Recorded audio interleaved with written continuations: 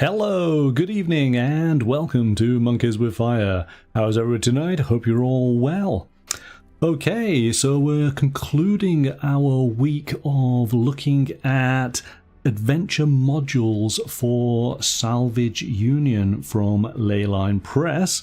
And this evening we are concluding with We Were Here First.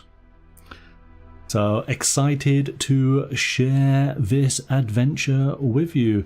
Good evening, Silas.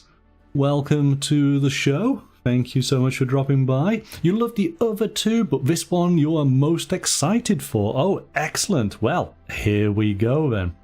Now, of course, got to bring up the spoiler warning here. We're going to be taking a look through this adventure module. If you do intend to want to experience this game as a player, you might want to stop now, because we are going to fall into spoiler territory. If you are going to be a GM, then hang on with us and we'll get to ask as many questions as you like and explore what this adventure has to offer.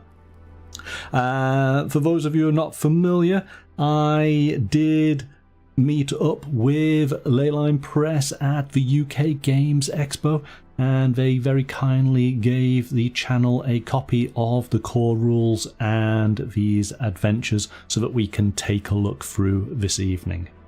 Alright then, so that being said, let's jump to the table. And here we go then. We were here first. Straight away, what a great cover. I love this cover. This is awesome. Lots of mutations. So it gives you maybe a bit of an idea of some of the theme on this particular adventure. But let's take a look at the back here and read out the text. In the desolate wasteland known as Gehenna, enigmatic phenomena unfolds. The Chimerid meteor shower. Each Chimerid meteor carries a resource of unprecedented power known as Chimerium, capable of reshaping organic matter and serving as a potent energy source. Various factions, including the relentless Trash Locust, the ruthless Balzer Corporation, and the bizarre Chimerium cult, have descended upon Gehenna to lay claim to Chimerium for their own purposes. Your salvage crew has ventured into this hazardous zone, facing stiff competition, the risk of mutagenic exposure, and environmental threats. Will your crew make it out alive? The We Were Here First is an adventure module designed for Salvage Union, a post-apocalyptic mech tabletop RPG. It offers an abundance of content, including a Salvage Union adventure with 19 unique areas to explore, designed to run for 10 to 15 sessions. 8 distinct and well-developed factions, all competing for power and salvage in Gehenna. Rules for crafting and piloting monstrous Bio-Mechs. 5 new mech chassis for Salvage Union, including Bio-chassis. 3 new Bio-Titans, formidable monstrosities to fight against. New systems, modules, and pilot equipment, including biotech. So there we go. We have a lot contained in this, equal in size to the other adventures. 79 pages. Okay, let's jump on in. So straight away on the inside cover here, we have the map of the region. And it's an abstract map, basically detailing the various locales, up to 19 there, as you can see, and we have them all listed along the side here. And this art style might start giving you a little bit of a hint if you've watched some of our other live streams where we've explored other role-playing game systems.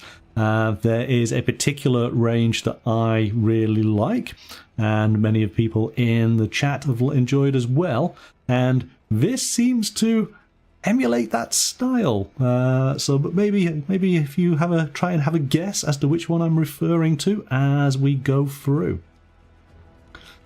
Okay, so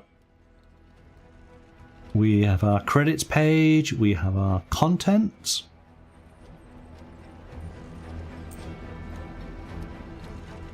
And then we have a content warning.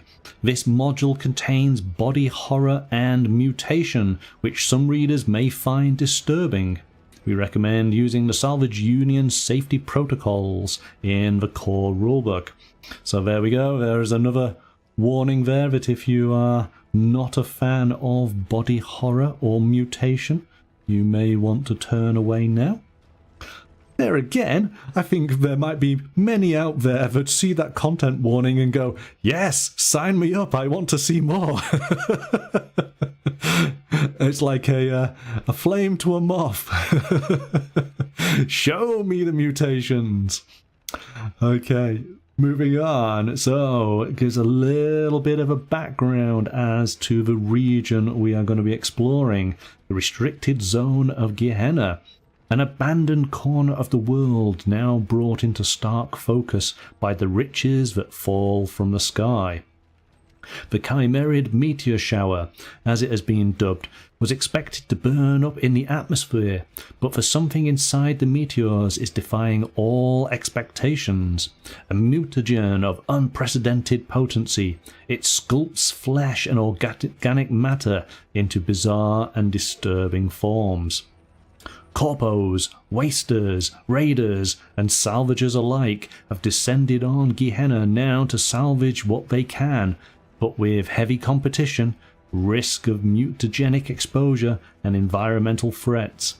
Will your crew make it out alive? Okay. Any ideas as to the other game I was referring to in regards to the art style? An alien material possibly related to the meld. No, I don't think it's the meld. I think this is something unique. But we'll see, we'll see. I'm assuming, Stylus, that you are a keen player of Salvage Union. Do you have any of the existing adventure modules? Have you been watching the live streams? So here we go, how to use the module. So basically it's set within the arid steppes, which we saw obviously on the insert there. The meteor shower is potentially 10 to 20 weeks, so of course that is the number of sessions that we might want to play with our players. And ultimately we roll 3 d20s at the start of the session to determine which areas actually the meteors land in. We could do this, couldn't we? We could do it. Let's do it. Let's be active. Let's bring... we have a dice, but we need the appropriate dice, don't we?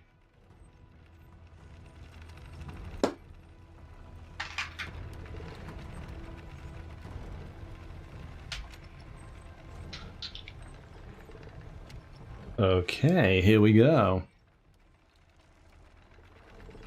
So, Silas, you're saying, I don't own any of the modules or core book, but I've been wanting to get into the system. Well, you will find videos on the channel for now, the free adventure modules, and also for the core book. In the first of the videos this week, we took a look at the deluxe core book. So if you wanted to check that out, you can do so. Good evening, Jason. Thank you for joining us. Your copy of the core set arrived today. Fantastic. There we go. All right, so I've got myself the 3 dice. Let's just open this up because this is going to determine what regions we're going to have a meteor shower. What do we have? We have a 7, we have a 12. I think that's going to be a... No, it's going to be a 20. And a 20 requires a reroll. We got a 9. Okay. Reasonably clumped together by the rolls. So what do we have? We have a 7. We have a 9. And we have a 12. Where's the 12? 12. There we go. It's like trying to find the doors on an advent calendar, isn't it? Okay, so we got 7, we got 9, we got 12. What do we have? The Stripped Forest. Waster's Camp. And the Geyser Fields. So we need to remember those as we're going through the book, okay? We'll keep those dice just there, just so that we have reference, alright? You wonder how it would impact the Waster camp? Yes. Yes, you do not want to be in that camp when these meteorites descend. Okay, so the meteors land in the area. Pilots will receive a salvage ping from their Union crawler showing the location. Pilots will venture into Gehenna to secure salvage and then return to their Union crawler. And the crawler starts from Area 1, which is the Salt Flats. So this is where we're going to start the mission. And ultimately, you can see by the markings that we would have to go to Area 7. We've got to go through the Carbon Forest to then move to this location here. Or we could work our way through the Gehenna Canyon up into the Canyon Oasis to get to the Waster Camp. Or from the Canyon Oasis, we could get to 12, which is the Geyser Fields. So this is cool. I like this. This is good fun. And we'll find out more about those particular regions as we work through. But then ultimately, meteorite encounters. So when the pilots encounter a meteor, we roll on the table to find out what the situation is like. Should we roll a dice on that? I don't see why not. Let's have a go. That's 12. So what do we have? Pilots arrive at the meteor first. That's quite important. So it means that we're not having to face anybody else. But let's give you an idea. If we roll a 20, we arrive first, and the supply of the Chimerium is greater than expected. If we roll low, then there is the potential of a random faction has already beaten us to that location. And that being the case, they've got the Chimerium, and do we just want to let them go away with it? Depends on our relationship with those that particular faction, I suppose. Saying that, it's, you know, it's all look after your own, yes? So maybe we would have to take them on. If you get a 1, then the meteor burned up in orbit and there's actually nothing there. We just saw the streak of the meteorite, but actually it's all been disintegrated. This is the bit that the warning primarily is referring to. Exposure to Chimerium, and then the Chimerium mutation table. I'd say this is the fun bit. This is the bit that's going to be really, really funny. As you're horribly mutated. But that's just me. So it basically says here that Chimerium is allegedly safe in short stints, but long-term exposure can cause an array of mutations.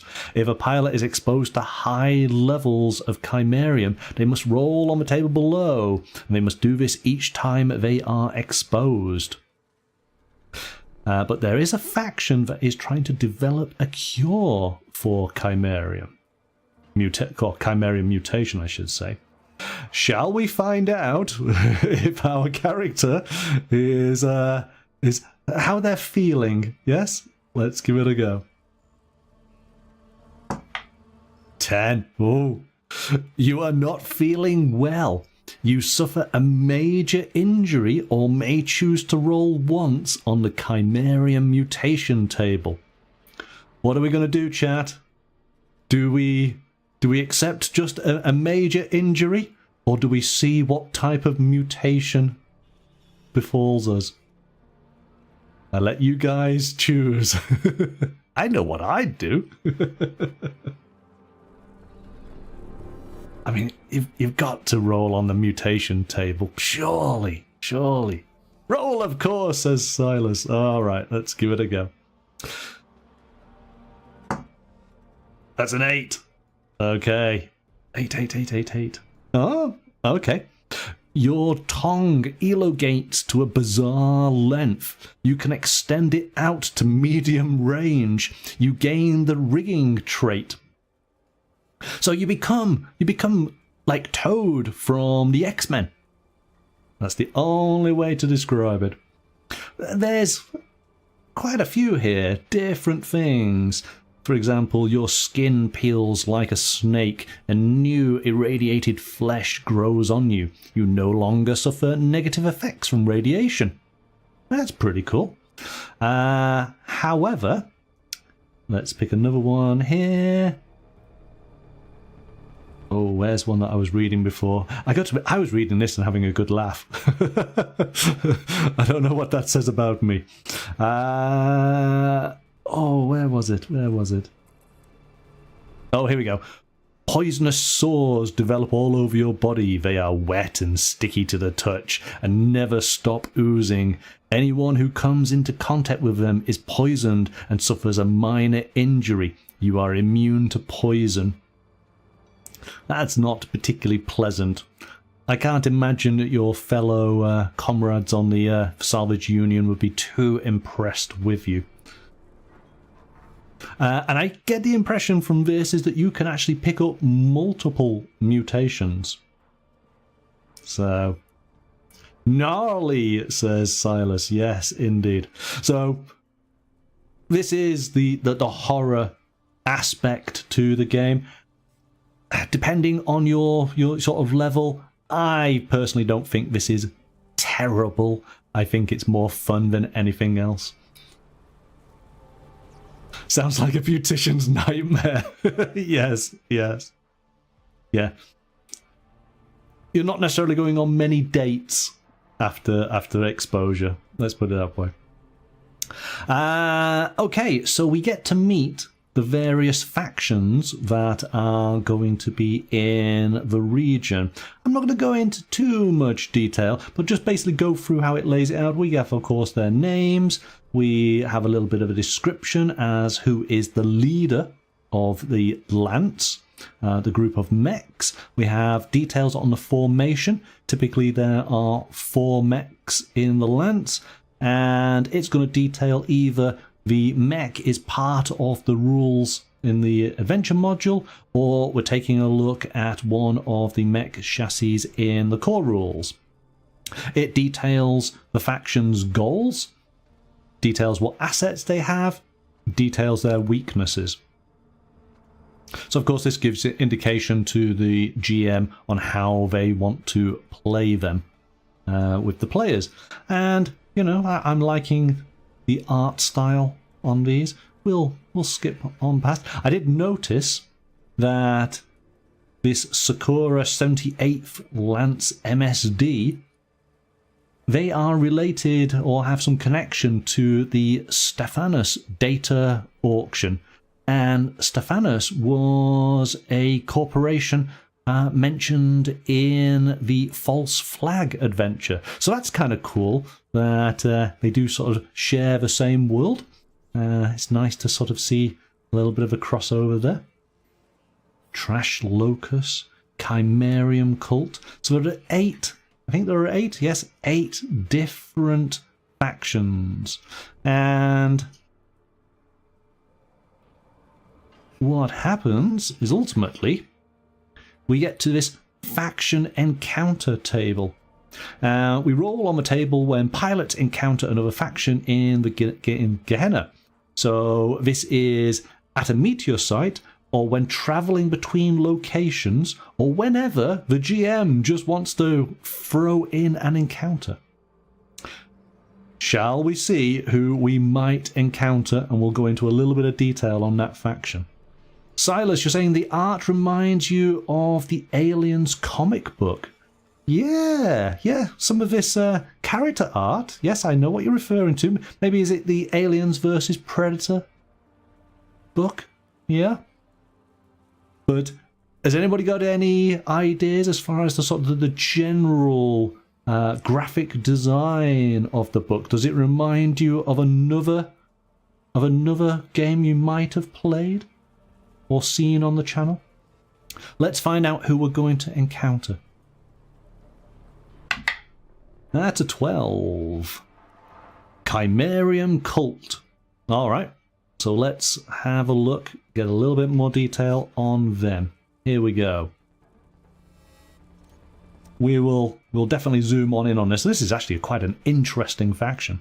So this is a pseudo-religious organization which worships meteors as living embodiments of ancient gods. Cult members view the Chimerium as a holy substance that allows them to commune with these entities. So goals, they are going to harvest Chimerium and use it to craft bio-chassis to aid the highest of their ranks, known as the family, on the path to ascension. Current family members, the de facto leader of the cult, are Father, I've got to get this right, Chattura.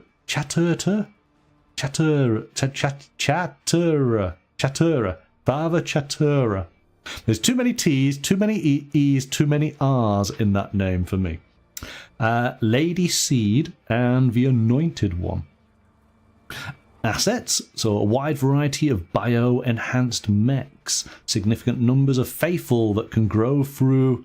Oh my goodness. What on earth is this word?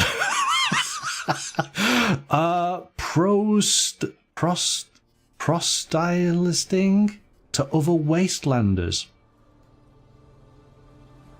I'm going to assume that word basically means enticing others into their cult. Let's go with that. So that means they're constantly growing. Weaknesses. Their fanatical devotion can lead to witch hunts within the cult. Their mechs are in ropey condition from over-modification and a lack of dedicated engineers. Lack dedicated bio-chassis. It's like preaching. Yes, there we go. That's what I thought. It's just a big word for preaching. So what do we have? We have a mutant pattern thresher. 2 of those. Experimental bio pattern impaler. An acid spitter mule. And a waster mob. So there you go. That gives you an idea of how factions are described. Just gives you a little bit to sort of go with. And allows the GM then to expand upon it. That actually could be a lot of fun. I mean, there's plenty of movies where we kind of see these sort of zealous cults, don't we? And even there, yes, they've got the typical wasteland garb on there. That could be a lot of fun. Okay, so moving on. We've met out a faction. We have a salvage cache table here. We'll come to that in a moment. Because then we start to get descriptions on the various regions. And it's enough for the GM to basically have a rough idea and to then pose challenges to the players as they progress through. So let's break down the very first region, that this is where our Salvage Union and all of our mechs will start from. So we have an area encounter table. So let's roll on that straight away. That's a 13. So the area is safe for now. So nothing to worry about. Area conditions, dazzling light. The sun reflecting off the bright white salt causes electronic interference. Systems and modules with the optics or targeter traits are inoperable. Alright, so we'd have to bear that in mind when we go through this region. Area description. A wide basin cuts through the surrounding mountains. Water used to flow through here, but has long since dried up, leaving only the residual salt behind. Crawler tracks drag through the pristine white surface, denoting the paths leading into Gehenna. Balza patrols operate in the area, as do waster caravans risking the route through Gehenna to save on valuable fuel and time. So you could read this out to your players just to set the scene a little bit. But then we have the lower section here is something unique to the area. So salt quagmires. The layers of salt crust conceal deep quagmires of mud large enough to engulf mechs. Mechs caught in these are vulnerable and cannot move until they escape or are pulled free. Each turn they are struck, they sink further, taking 2 SP damage and damaging a random system or module. So you could just spend a little bit of time, and maybe, because we don't have it here, so maybe you could do a bit of a roll to see whether mechs as they're going through fall into one of these quagmires, and maybe the actual trekking across is going to take maybe an hour's worth of travel. That's something that this particular adventure module doesn't actually stipulate, is a distance of time. It is very abstract. Okay. Jason, as a side note, Rainmaker is out of print, expected back in a few weeks. So I received the core and the 2 other modules, and Leyline Press are sending Rainmaker out separately. Ah, okay. Silas, you're saying Rainmaker looks like the best one for you to start with. Jason's agreeing, but I have the PDFs and all. Okay, that's cool. Well, what I'll actually do at the end of this is I will get all 3 books together and I'll give you my thoughts now that I've gone through the 3 of them. Okay, so we said we were going to look at 7. This format pretty much is exactly the same for each. Areas that have maybe a little bit more, obviously a bit more detail. Well, we're not going to go into too much here because we want to keep it a bit of a surprise. But I'm just interested to see. So we had number 7, the Stripped Forest. I'm going to roll on that table again. We got a 3. The Wagon Wasters are here to see what trade and salvage they can accrue. So we'd just go back, wouldn't we, and we would find the Wagon Wasters. Where are they? I think they're here. No, next one. There we go. So this is how we interact with one of the factions. Area conditions. Energy draining rain caused by chimeric activity falls in this area. All mechs which remain in the rain lose 2 EP per hour. A bit of a description. This forest, once overgrown with chimerian mutation, has been pruned back to stumps and bare branches. A dozen Balza chimerian harvester pattern threshers move back and forth through the stumps of ancient groves. They are within comms range of Balza forces, but have no immediate protection. Balza has left them to fend for themselves, while it focuses on other more lucrative areas within Gehenna. Little did they know, did the Balza Corporation know, that this was the site of a meteor shower. So we could go back to this area here and actually roll on the chart, see how we do. That's a 20. So pilots arrive at the meteor first, and it is much larger than expected. It has a supply value of 2.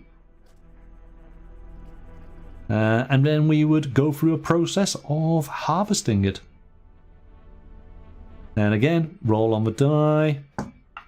Oh wow, it's another 20. So you'd harvest 5 chimerium. 1 chimerium takes up 1 cargo slot. But we of course have got our encounter with those traders, and so we could actually spend some time talking to them. Maybe we can trade the chimerium that we get. But we want to do it quickly because we're going to lose 2 EP per hour. There you go, that gives you a bit of an idea. I'm going to just flip through this because this is just essentially going through all of the different locations. As I say, there are 19. Oh, tar pits. Okay, that's cool. So I was asking you guys whether the graphic design on this book made you think of any other game that we've looked at on the channel or that you might have played. And for me, it makes me think of Morkborg and some of the other games, so Cyborg as well, and Pirateborg, and Into the Odd. We were looking at that, wasn't we, a few weeks ago? I really like this style. Sometimes, you know, you get tripped up a little bit where the font is a font that you initially find hard to read, but I love this style. I think it's really cool. So I don't know if you guys, what you feel about it. So once we have gone through, just want to make sure I'm getting this right. Once we go through all of the different regions, we then have, I think that's the last region, we got a table here on chimerium beasts.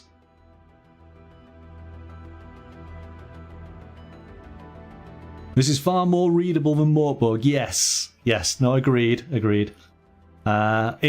It's areas such as this one, just the title always makes me think of Morkborg. Again, I really enjoy Morkborg, and so I've instantly enjoyed looking through this, but I totally agree, this is probably a bit easier. Let's have a look at what one of these chimerium beasts might be. What do we have? That's a 3. Where is it? So use this table to generate a chimerium beast. Oh gosh, so actually this is quite random, isn't it? Mutated so far beyond their humanity that they are shunned even by their kin. So these are poor people who have spent too long in proximity of chimerium. So chimerium beasts have 1d20 SP. They drop bio-salvage equal to their SP value. And you roll for 3 abilities on each beast. So this particular beast has a pair of bio-talons. Alright, let's continue. 15. A toughened carapace. And a 9. Transparent epidermis. The chimerium beast is effectively invisible and cannot be seen by any form of visual confirmation. Wow. Okay. So they're invisible. They have bio-talons. And they have a tough carapace. That's pretty... yeah. That's pretty horrendous. We have a Bio-Titan. We're going to go past that. Chimerium mutant abilities. Any pilot who is friendly with the Red Mesa may undergo Chimerium mutation. Oh my goodness. So you can actually sign up and have yourself mutated. Okay. So, yes, you might get mutation through the fact of exposure, but there is the potential. Wow. So you actually have to salvage sufficient Chimerium, bring it to a particular faction, and then undergo various stages. Wow, okay. That's cool. And so this is Chimerium mutation that they have got a bit more of a handle on, and it is being used as a weapon. Let's roll. So abilities rolled twice may double their effects. If not applicable, re-roll. All right, let's find out what type of mutation we're going to go for. 7. Chimeric vision. The subject's eyes take on a serpent-like appearance. Their eyes function as thermal optics. Ha ha! Ha ha ha ha! If we get this vision, we can see that Chimerium beast. Because we'll look at it. Oh my gosh, we're like the Predator. we're a human bio-predator. Fantastic. Roga, good evening. Thank you for joining us. We're looking at mutations and which ones we'd like. Okay, that's kind of cool. I'm liking that. Liking that a lot. We have biotech. Some biosystems and biomodules will have different effects based on whether they are installed in a bio chassis or a mech chassis. We're harvesting biosalvage, repairing biotech, and crafting biotech. Okay, that's good.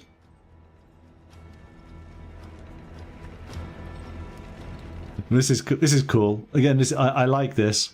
So this is a little bit of that sort of Morkborg energy, where it's an entire page that's redacted, but it has a hint, and it's like, whether does that hint actually mean anything, or is it just a fun page in the adventure module?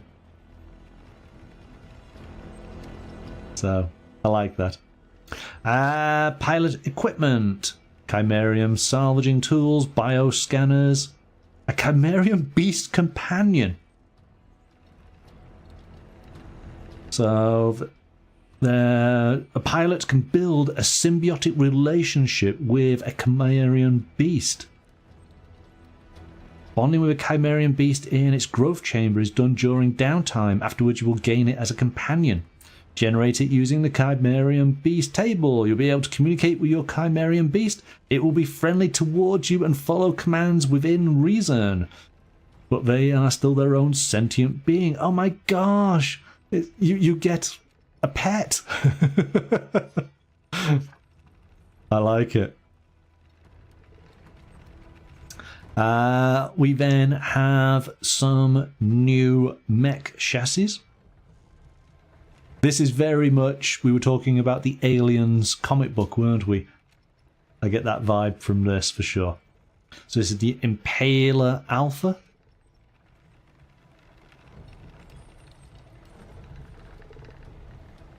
Oh yes, the Flesh Ripper. So this is a Bio-Mech, of course.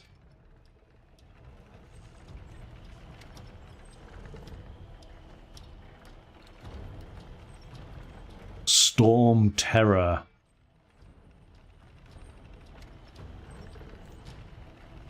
I'm really liking these. This is a lot of fun. What do we have here?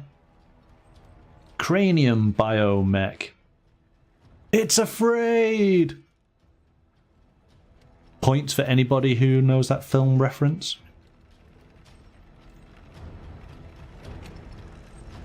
Scuttler.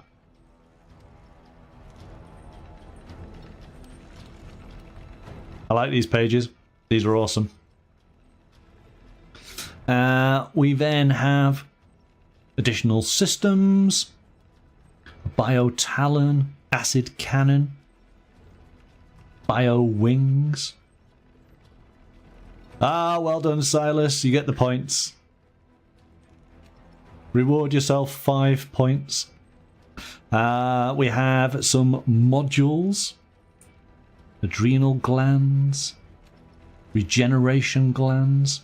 So yes, this is a very a bio-focused adventure module, isn't it? Not the meld, as we spoke about right at the beginning. Something unique. And then we have some mech patterns here.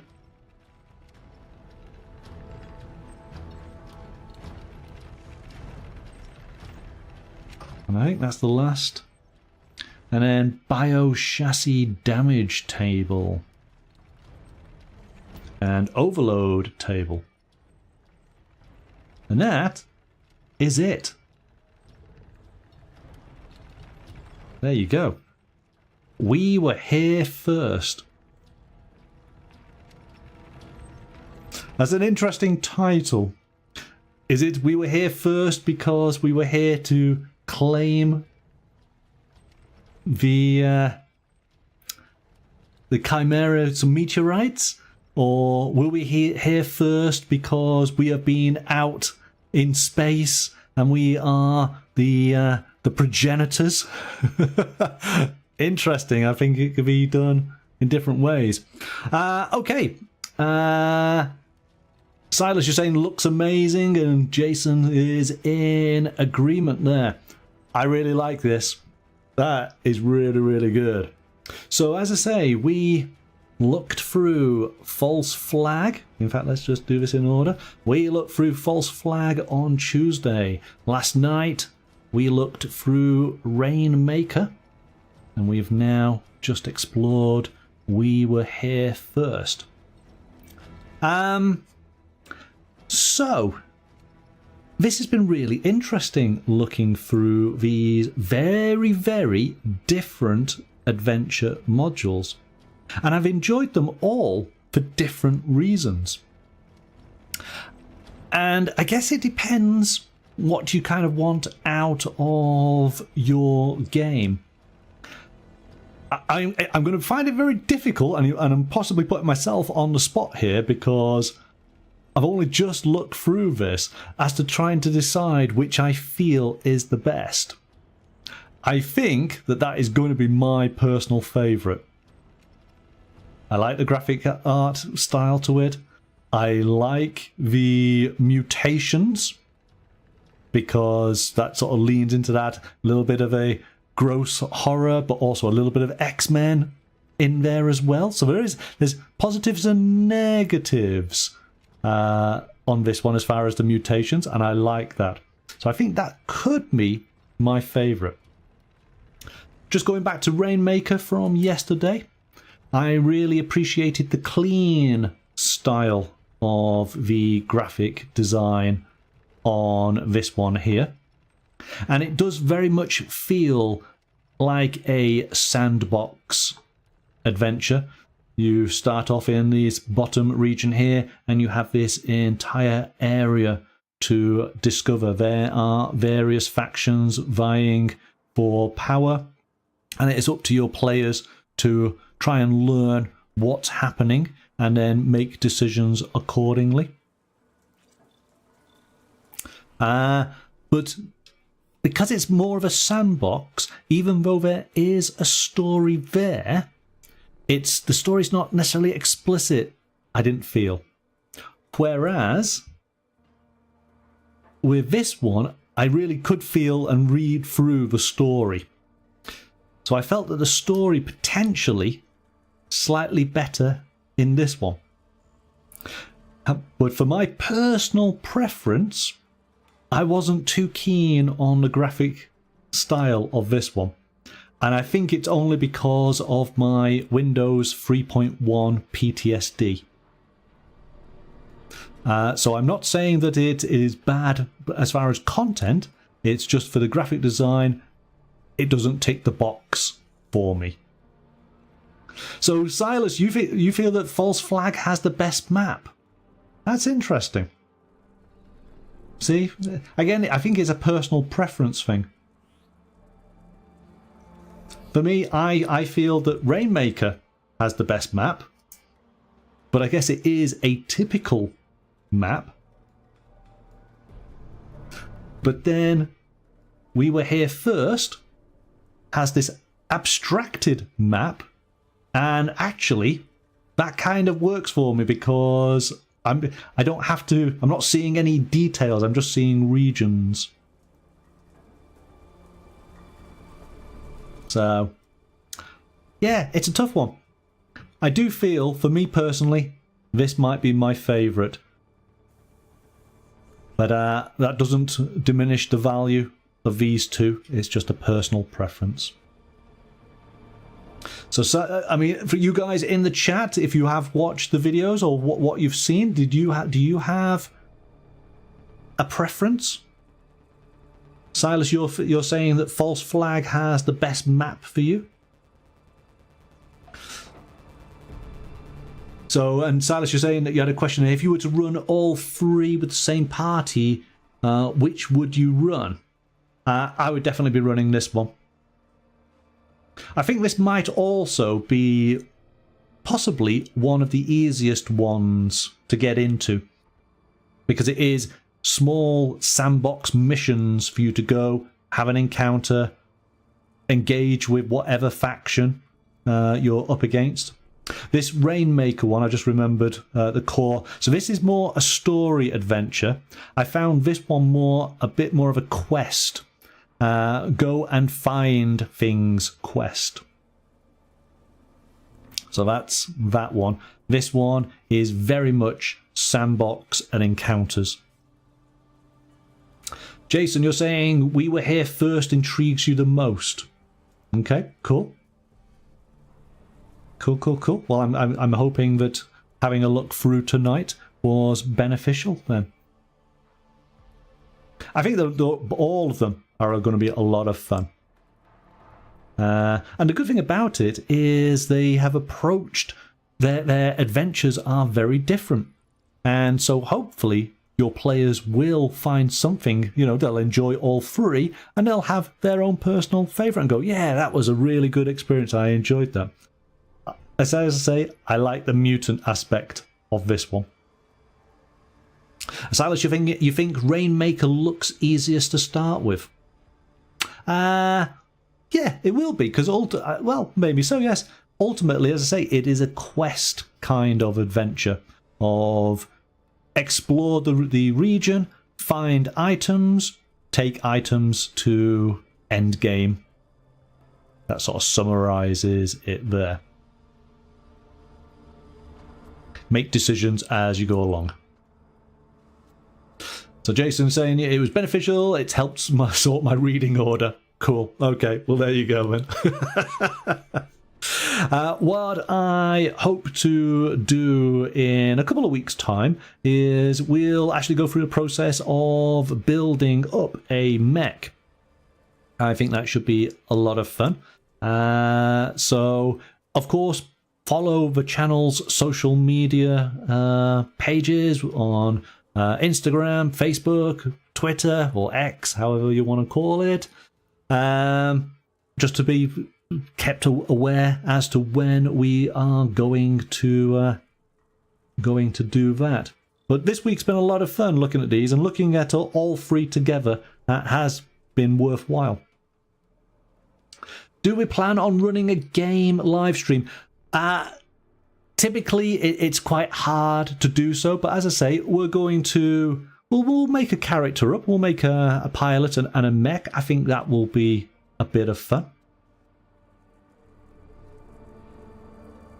We don't really do game live streams. The only thing we've done before is we did a combat encounter with one of our games, which was Dragonbane from Free League Publishing, and that was fun.